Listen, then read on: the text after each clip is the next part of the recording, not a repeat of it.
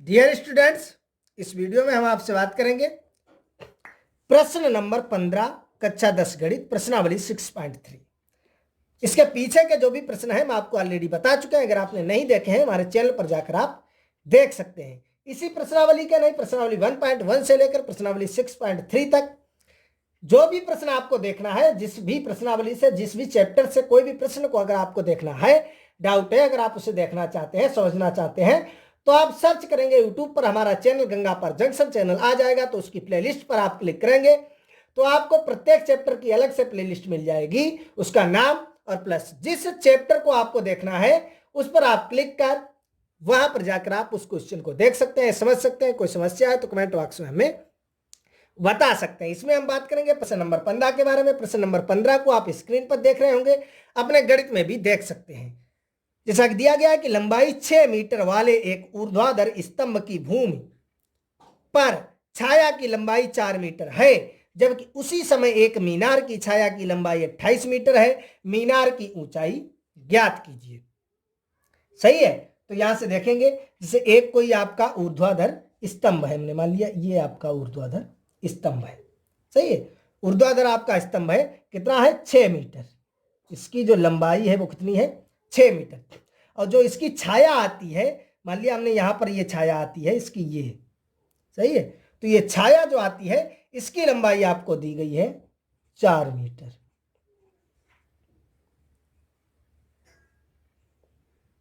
सही है। ये छाया इधर ही को तो आएगी खंबे की, तो इधर को जब आएगी ये आपका दिया गया। यहां से अगर इसका नाम डालना चाहो डाल सकते हैं, ABC। सही है। इसी प्रकार उसी समय बता रहा एक मीनार है, ये मैंने मान ली ये एक मीनार है आपकी। सही है। मीनार की लंबाई दी गई है 28 मीटर। कितने मीटर है? 28 मीटर। उसी समय उसकी छाया ज्ञात कीजिए कि कहां तक उसकी छाया पहुंचेगी। सही है। तो इसका मैंने नाम डाल दिया PQR। सही है। छाया यानी ये आपको ज्ञात करना है कि इसकी छाया कहां पर पहुंचेगी।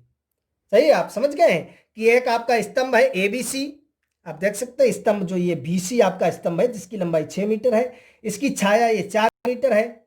उसी समय एक मीनार की लंबाई है 28 मीटर, उसकी छाया कितनी होगी, ये सवाल जो है आपका पूछ रहा है। तो यहां से देखेंगे त्रिभुज ABC तथा त्रिभुज PQR में, त्रिभुज ABC तथा त्रिभुज PQR में आप देख सकते हैं यहां से। सही है। ABC और PQR में आप देखेंगे कोण ABC बराबर कोण PQR, क्योंकि दोनों 90 अंश के हैं। सही है। कोण ACB बराबर कोण PRQ। ACB यानी C की बात कर रहा है, बराबर कोण PRQ। ये बराबर होंगे। क्यों बराबर होंगे? तो आप देख सकते हैं क्योंकि स्तंभ और मीनार एक ही समय पर, तो जो यहां पर ये सूरज होगा, यहां पर मान लिया हमने ये सूरज है। सही है। ये जो सूरज है तो इसका जब इसमें लगेगा तभी तो ये छाया इधर को बनेगी, आपको ज्ञात होगा। और उसी समय की बात की गई है, यहां पर ये सूरज है तो उसी समय जो ये छाया होगी तो यहां पर जो सूरज कोण बनाएगा ये, तो वो कोण बराबर होगा। सही है। क्योंकि जैसे एक ही समय की बात की गई है, ये तो है नहीं कि हमने जो इसकी छाया नापी है वो दिन के 8 बजे नापी है और इसकी छाया हमने दोपहर 12 बजे या 10 बजे नापी है। सेम, अगर इसकी छाया को हम दोपहर 12 बजे नापते हैं तो इसकी छाया को भी हम दोपहर 12 बजे नापेंगे। इसकी छाया को अगर हम 8 बजे नापते हैं सुबह, तो इसकी छाया को भी 8 बजे सुबह नापेंगे। तो सूर्य का जो कोण बनेगा वो समान बनेगा क्योंकि एक ही समय पर है।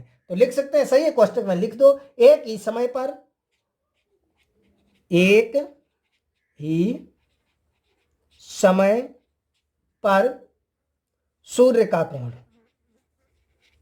सही है। सूर्य का कोण, और आपको ज्ञात है कि एक ही समय पर सूर्य का कोण जो है वो बराबर होगा। तो यहां से लिख सकते हैं, इसलिए त्रिभुज ABC समरूप त्रिभुज PQR। त्रिभुज ABC त्रिभुज PQR के समरूप होगा। AAA, क्योंकि दोनों एंगल है। सही है। तो AA समरूपता कसौटी से,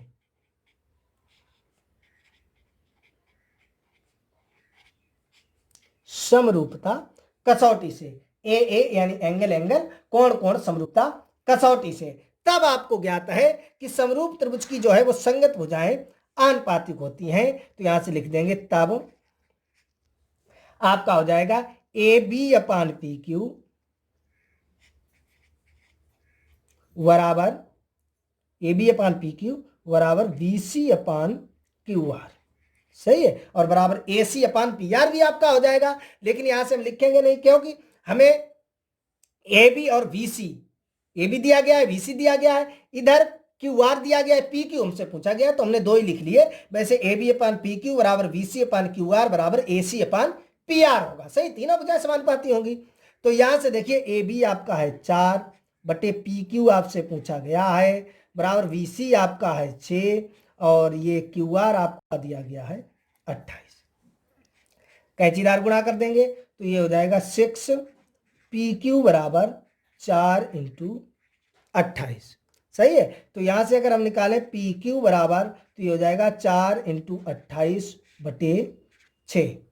सही है, यही तो हो जाएगा क्योंकि पी क्यू अपान आपका दिया गया A B upon P Q दिया गया है और B C upon Q are.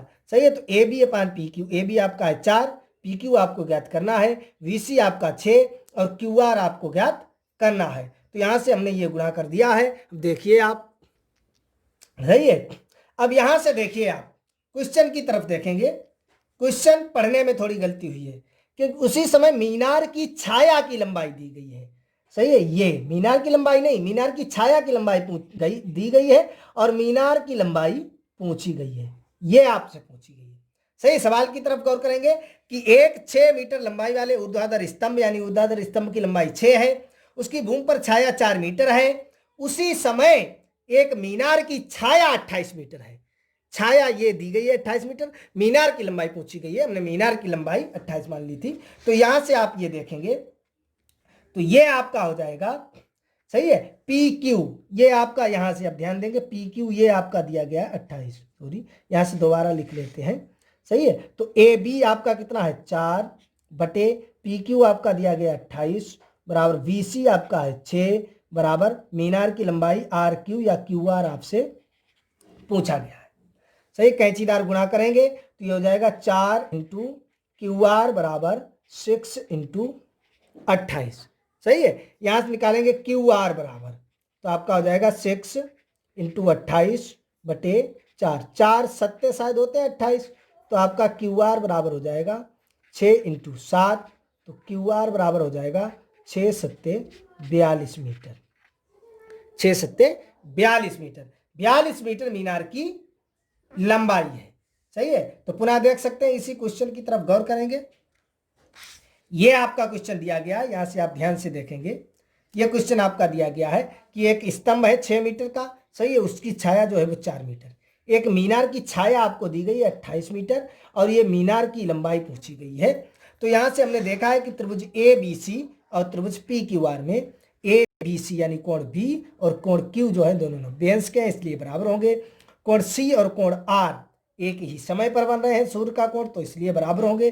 तब त्रिभुज ए बी सी और त्रिभुज पी क्यू आर आपका जो है वो समरूप त्रिभुज होगा ए समरूपता कसौटी से, ए समरूपता कसौटी से। तब समरूप त्रिभुज की भुजाएं जो है समानुपाती होती हैं। यहां से जो है मैंने वैल्यू रखी और उसे सॉल्व किया, आपका आसानी से आंसर आ गया। आई होप आपको समझ में आ गया होगा। अगर कोई डाउट है, समस्या है तो कमेंट बॉक्स में हमें बता सकते हैं। चलिए मिलेंगे अगले वीडियो में प्रश्न नंबर 16 के साथ। इस वीडियो में इतना ही।